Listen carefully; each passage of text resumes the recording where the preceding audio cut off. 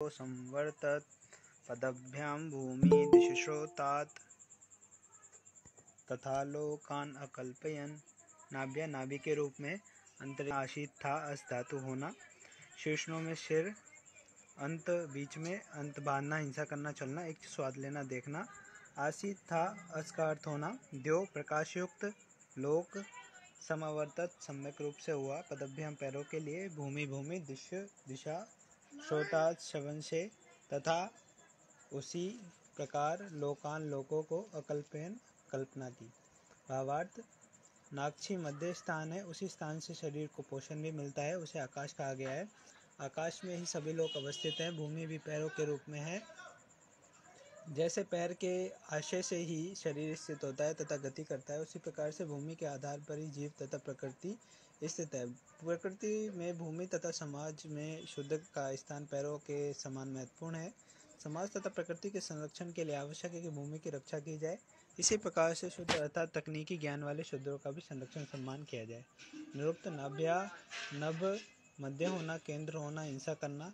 अंतरिक्षम, अंत बीच में, अंत बांधना, हिंसा करना, चलना। इच्छ स्वाद लेना, देखना। आशीर्ष में अस होना, शेषणों में शीर्ष होना, उच्च होना, मुख्य होना। द्यो में द्युत धातु, प्रकाशित होना। द्यू का अर्थ अभिगमन करना, आक्रमण करना, आगे जाना, समीप जाना, प्रकाश होना, जानना। सम अवर्तत, समकार सम्यक रूप से, भली भांति। व्रत वर्तना, वर्तमान होना, होना। पदभ्याम पद चलना, भूमि भूमि भू होना। दिश में दिश धातु, दिखाना, समझना। श्रोतात् में श्रु, सुनना। लोकान में लोक, देखना, बोलना। अकल्पयन में कल्प, कल्पना करना। ओम खम्बरम। हाँ बता।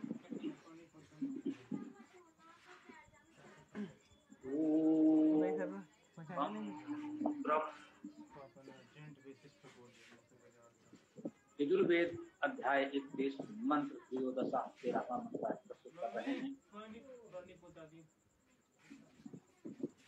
ओम नाभ्याशीत अंतरिक्षम शीर्षणो द्यो सम अवर्तत पदभ्याम भूमि दिशाश्रोत्रात् तथा लोकान अकल्पयन। जैसा कि पूर्व मंत्रों में बताया गया है, एक प्रश्न आया कि यदि इस समाज को, प्रकृति को, सृष्टि को एक व्यक्ति के शरीर के रूप में कल्पना करें तो किसका क्या महत्व है, क्या स्थान है। इस रूपक के माध्यम से प्रकृति और समाज में विभिन्न लिंगों का महत्व बताने का प्रयास किया जा रहा है। ये प्रतीक है, रूपक है, इसको इसी रूप में ग्रहण करना चाहिए। इसके पूर्व मंत्र में हम लोगों ने ऐसे ही कुछ अंगों के विषय में पढ़ा था। शीश, हाथ, पैर, जंघाएं आदि, मन, मुख, श्रोत्र, आंख, कान आदि पिछले मंत्र में हम लोगों ने पढ़ा।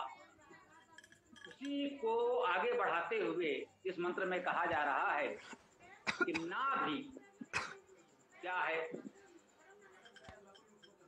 हमारे शरीर में नाभि का भी बहुत महत्वपूर्ण स्थान है। शरीर का केंद्र स्थल है, केंद्रीय भाग है। आयुर्वेद में इसका विशेष महत्व बताया गया है। कहते हैं अनेक प्रकार के सहस्त्रों नस नाड़ियों का सम्मिलन एक केंद्र स्थल यहाँ होता है। इस विषय को तो उस विषय के आयुर्वेद चिकित्सा के जानकारी ही बता सकते हैं, वह हमारा विषय नहीं है। परंतु हम लोग इतना कह सकते हैं सहज भाव से, इतना तो हम सभी जानते हैं कि शिशु जब माँ के गर्भ में होता है तो उसको पोषण नाभि के द्वारा मिलता है। वह माँ से एक नाभि नाल के द्वारा जुड़ा होता है। तो नाभि का ये प्राकृतिक महत्व सहज भाव से सब लोग समझ सकते हैं। आयुर्वेद चिकित्सा शास्त्र का विशेष गंभीर अध्ययन करने वाले और भी विशेष जानकारियां हमको दे सकते हैं। इतना सामान्य तो हम लोगों को भी जानकारी है। इस नाभ के रूप में अंतरिक्ष है। हमने आपको बताया है कि वेद में अंतरिक्ष जब कहा जाता है तो वह पृथ्वी का वायुमंडल होता है। इस बात को समझना इसलिए महत्वपूर्ण हो जाता है क्योंकि वर्तमान में अंतरिक्ष उसको कहा जाने लगा है जो वायुमंडल से ऊपर है। वेद में उसे दिव्यलोक कहा गया है। तो जहाँ अंतरिक्ष वायुमंडल को कहा गया है, वायु के आधार पर ही तो हमारा प्राण है, जीवन है। नाभि के समान मध्य स्थानीय अंतरिक्ष या वायुमंडल। इसको इस प्रकार भी समझें कि वेद में इस प्रकृति को, सृष्टि को सहज भाव से समझने के रूप में 3 स्तर पर बताया जाता है। एक तो पृथ्वी है जिस पर हम सब लोग निवास कर रहे हैं, सारे कार्यकलाप हमारे पृथ्वी पर होते हैं। तो पृथ्वी संपूर्ण सृष्टि ब्रह्मांड में कितनी भी लघु आकार की हो, व्यवहारिक रूप से सर्वाधिक महत्व तो हमारे लिए उसी का है। हमारा संपूर्ण जीवन तो इस पृथ्वी पर है और इसी पर जीवन प्राप्त करके हम संपूर्ण ब्रह्मांड को समझने का प्रयास करते हैं। कितना विराट अनंत हो, परंतु हमारा जीवन तो इस पृथ्वी पर ही निर्भर है। इसलिए पृथ्वी को बहुत महत्वपूर्ण स्थान दिया गया। जो पहला लोक स्थान कहा गया वो पृथ्वी है। पृथ्वी के ऊपर जो वायुमंडल है इसे अंतरिक्ष कहा गया क्योंकि हमारा जीवन इस वायुमंडल पर निर्भर है। सूर्य से आने वाली हानिकारक किरणों को रोकना भी इसी का कार्य है। अत्यधिक ताप तेज को संतुलित करना भी इसी का कार्य है। हमारे श्वास प्रश्वास के लिए प्राणवायु भी यही से हमको प्राप्त होती है।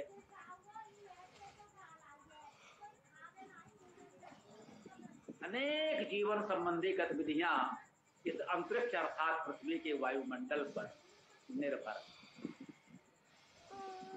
तो इसको केंद्रीय स्थान, मध्य स्थान दिया गया और इस वायुमंडल के ऊपर जो दिव्यलोक, सूर्य, चंद्र, नक्षत्र, तारे इत्यादि हैं, तो ये 3 स्तर तो जो बताए, पृथ्वी, उससे ऊपर अंतरिक्ष या वायुमंडल और उससे ऊपर दिव्यलोक, तीनों के मध्य में अंतरिक्ष या वायुमंडल की स्थिति है।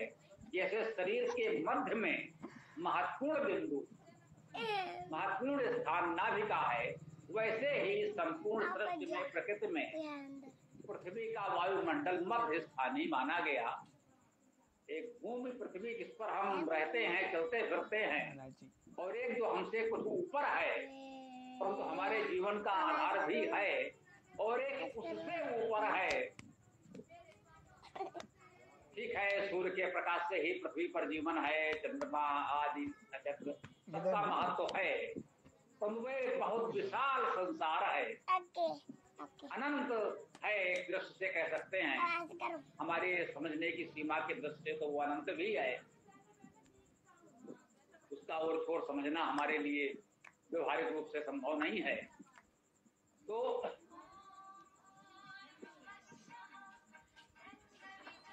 भूमि और अंतरिक्ष, भूमि और उस दिव्यलोक के मध्य अंतरिक्ष या वायुमंडल है, नाभि के समान महत्वपूर्ण उसको कहा गया। कह रहे हैं शीर्षणो देव, जो तीर्थ स्थान है वो दिव्यलोक का है। उसके ऊपर अंतरिक्ष या वायुमंडल और उसके ऊपर देवलोक जो हम बता रहे हैं। तो तीर्थ स्थान तो देवलोक का है। चल रही है भाई, ना नवी दुकान पे, ना सम्यक वर्तमान है। संपूर्ण सृष्टि को इस रूप में बताया जा रहा है कि नाभ के रूप में मध्य स्थान अंतरिक्ष या वायुमंडल है और शीर्ष स्थान पर दिव्यलोक चल रही जाऊँ अवस्थित है। सम्यक रूपेण वर्तमान है, अवर्तत। अब बता रहे हैं पद्भ्याम भूमि, पैरों के लिए तो ये भूमि। हमारे शरीर में जो महत्वपूर्ण स्थान पैरों का है, पद का है, वह स्थान इस भूमि का है। यदि ये पद न हो तो फिर हमारा जीवन कैसा होगा? चलना फिरना, सारे कार्य तो हो चुके, तो पैरों का बहुत अधिक महत्व है हम सब प्राणियों के लिए, मनुष्य के लिए भी, अन्य पशुओं के लिए भी। तो ये बताया गया कि भूमि जैसे आधार है, यदि भूमि न हो तो हमारा जीवन कैसे चलेगा। चलना फिरना सारे कार्यकलाप गतिविधियां हमारी भूमि पर होती हैं, और यूं कहें शरीर की गति तो पैरों पर निर्भर है। इसलिए कहा गया कि इस भूमि का स्थान हमारे शरीर में पैरों के समान महत्वपूर्ण है। तो सबसे नीचे पृथ्वी का स्थान, इसमें सबसे ऊपर कहा शीर्षणो देव, शीर्ष स्थान देवलोक का है, उससे नीचे अंतरिक्ष वायुमंडल है, उससे नीचे ये पृथ्वी है। इस दृष्टि से तो नीचे है, जैसे शरीर में पैर नीचे हैं और संपूर्ण शरीर का भार वहन करना, उनकी गति को रोक देना, गति करा पाना, ये पैरों का ही कार्य है, उसकी सामर्थ्य है, दायित्व है।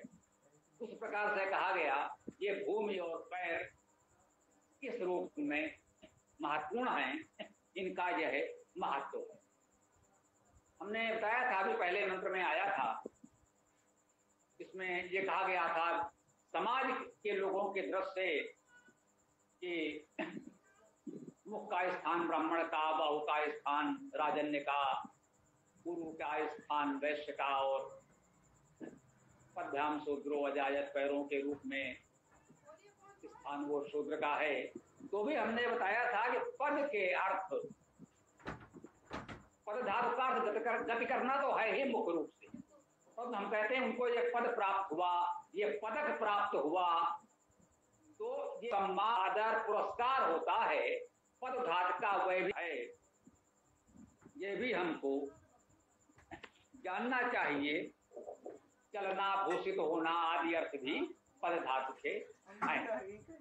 तो उस पद के रूप में ये भूमि भी है। जैसे समाज में कहा गया था पहले कि पदभ्याम शूद्रो अजायत, पैरों के रूप में शूद्र होते हैं जो समाज की संपूर्ण गतिशीलता के वाहक हैं, वैसे ही यह भूमि उसकी भी गतिशीलता की वाहक है। भूमि पर तो सबकी गति है, भूमि के बिना हमारी गति कहाँ संभव है। तो ये बताया गया कि वैसा ही महत्व इस भूमि का है जैसे हमारे पैरों का है। ये कहा दिशा स्रोत्रात, हमारे कानों से दिशाएं हैं। दिशाएं, दिशा निर्देश, हम कानों से ही सुन करके कोई दिशा निर्देश प्राप्त कर सकते हैं। दिश धातु का अर्थ ही है दिशा देना, निरूपण करना, संकेत है। हम किसी को भी कोई दिशा निर्देश देते हैं, निरूपण करते हैं, संकेत करते हैं, बताते हैं कि भाई इसको ऐसे होना चाहिए। तो कानों से हम सुनते, जानते, समझते हैं, तब हम उसका अनुपालन कर पाते हैं। तो दिशा स्रोत्रात कहा गया। तथा लोकान कल्पयन, तथा उस प्रकार से, तथा शब्द तो अभी भी प्रचलित है। लोकान, लोगों को, अकल्पयन, कल्पना की, बनाया, कह लें इस रूप में कल्पना की लोगों की।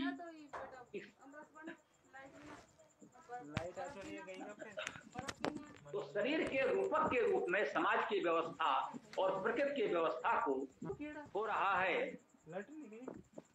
और यह तो किसका एक प्रकार से ये बात पूर्ण होती है कि शरीर के रूपक के माध्यम से इस प्रकार से हमने विभिन्न गुणकर्म स्वभाव के ज्ञान संकेत दिया गया है।